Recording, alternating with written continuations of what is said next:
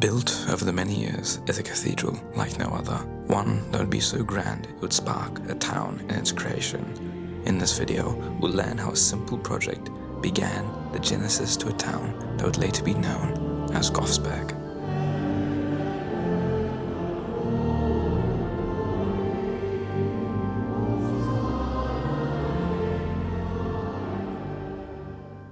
But you're most likely wondering how such a structure was even built. Well, to understand how we even got to what Gothsburg is today, we first have to go back to the Dark Ages. The year is now 2021. The plague, known as COVID-19, still runs rampant, and the 2-week Minecraft phase begins for most of the adolescent youth.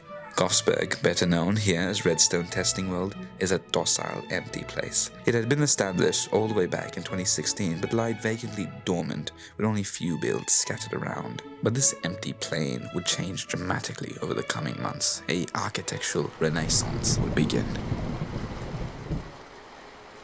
The first major structure to be constructed in this era was St. Xavier's Church along the southern bank of the river, which had been established quite some time ago. Built out of blackstone, it would be the first church of Gothic design to reside in the city. Its influence comes from the English Gothic Perpendicular movement and Somerset Tower designs.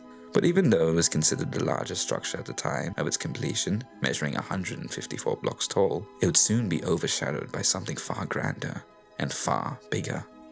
As more infrastructure started to arise, it became clear that Gothsburg needed a crown jewel, so to speak, a structure that would become the epicenter and heart of the city, something that could be deemed as the magnus opus of Gothic ingenuity and design. Gothsburg needed its own cathedral.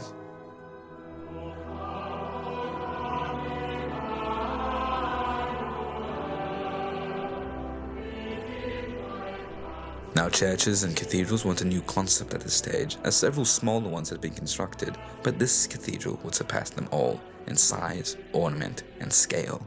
The cathedral was designed with an initial floor plan that would measure 400 blocks long, 180 blocks wide, and 320 blocks tall, a size so colossal that no structure built during its construction or after would come close to its scale. For reference, to give some understanding of how colossal this structure is, the tallest twin-spired cathedral in the world is Cologne, which measures 157 meters tall. Gothsburg is more than double that. However, Gothsburg is purposely overscaled. This is due to the scale ratio that comes with Minecraft, 1 block equaling a meter, where you lose the ornate quality and detail. And so, the cathedral would actually be overscaled compared to its real-life counterparts, and also the fact that it's in bloody Minecraft and I can build it however big I want it. And thus, on August 7, 2021, the cathedral would lay the first groundbreaking stone and commence its lengthy construction. Gothsburg Cathedral takes its influence from traditional Northern French and Germanic Gothic plans of the Latin cross layout. The cathedral is split into different sections, which we can observe in these floor plans. These regions are labeled as the narthex, nave, aisles, transepts, crossing, choir, and ambulatory, along with the asp. To give an understanding of how large these spaces are, you can fit the entirety of St. Xavier's in just the narthex alone. So, suffice it to say, it's pretty big.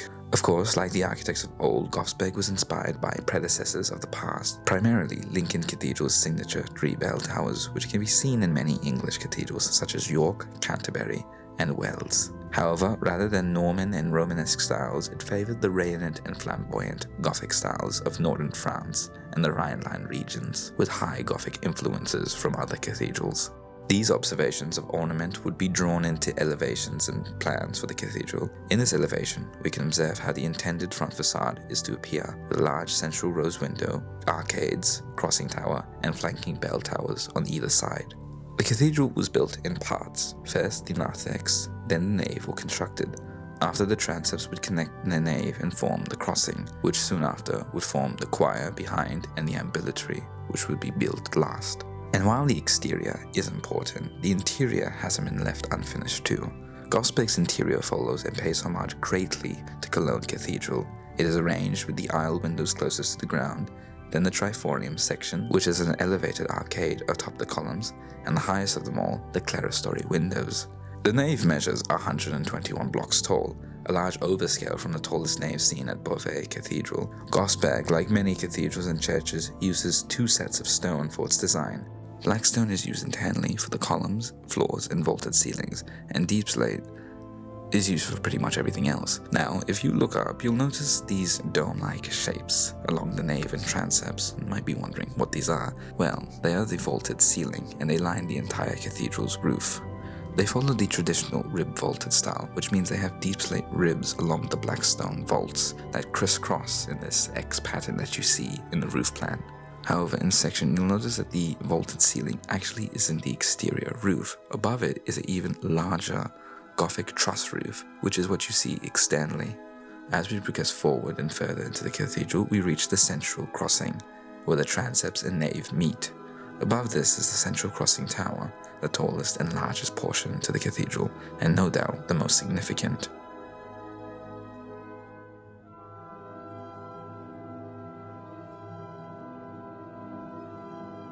It is supported by columns on all four corners of the crossing that ascend to the turrets and walls of the monumental tower above. In section, we can observe that the crossing tower actually has levels within it as you ascend the tower. The first level is at the height of the nave, 121 blocks above the ground. This is where the roof base is and the small arcade for the crossing tower is placed. This area is rather dimly lit due to the roof blocking most of the light. Above this, as we surpass the height of the roof, we actually reach an external balcony for the crossing tower.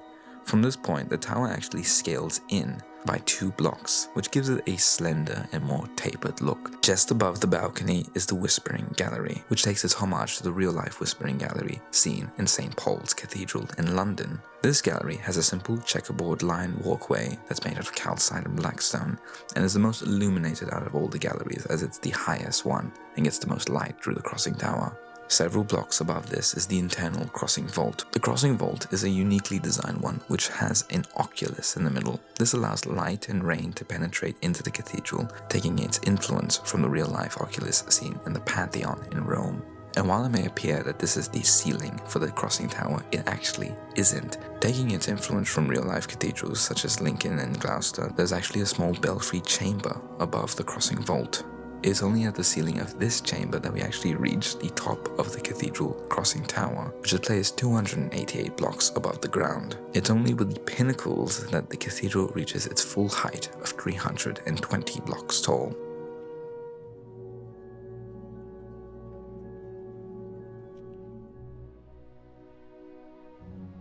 The cathedral has been undergoing construction for 3 years now.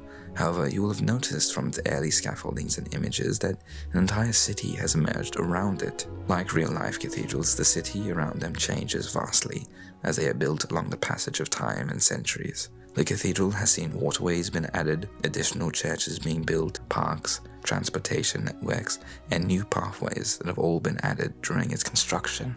Yet even still, it dominates the skyline. Gothsburg is a testament and exploration to my own ideas and drawings realized into this immersive landscape. That immersive landscape being, well, Minecraft. But even still, Minecraft allows me to realize these simple ideas I have in my head and articulate them so that other people can enjoy them as well. So I hope you enjoyed this first documentative exploration into my world, certainly a different one for a change. I would just like to thank our sponsor. We don't have a sponsor, we don't have any sponsors, but that may change in the future. I also do intend, hopefully, on giving build downloads later on, so if you're more curious about some of the other builds in Gothsburg, maybe not the cathedral right away, but maybe in the distant future. I'm currently putting my world into Java after many years of haggling with Bedrock, so we'll see where that goes. I do also wish to make more architecturally interesting projects where we dive into more different styles, maybe some modern ones as well. We have quite a few, and it would be interesting to uncover some elements of modernism as well. So Gothsburg isn't entirely all goth and gloomy. If you like this form of content, I hope you tag along to see the next one, as we will unravel the world some more and take an even deeper dive into the hidden engineering and construction methods used in real life, only explained in Minecraft. For now, take care and happy building.